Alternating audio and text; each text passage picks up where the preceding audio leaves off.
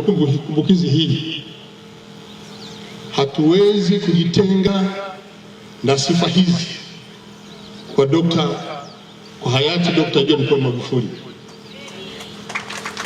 Alikuwa mchapakazi, alikuwa na akili za ndani ya darasa, lakini pia hata nje katika kutekeleza majukumu yake.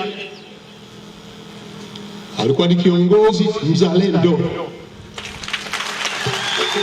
Uzalendo unajengwa na uwajibikaji, uaminifu, uadilifu, lakini pia kupenda maendeleo na matokeo ya kazi hizo. Huu ndio uzalendo. Hayati yeye alikuwa ni mtu mkweli,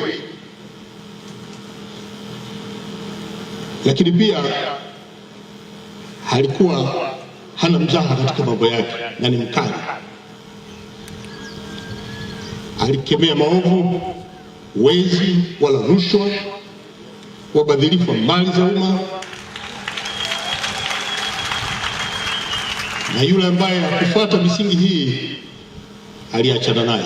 Huu ndio ulikuwa utaratibu wake. Leo pia tunamkumbuka hayati Dr. John Pombe Magufuli.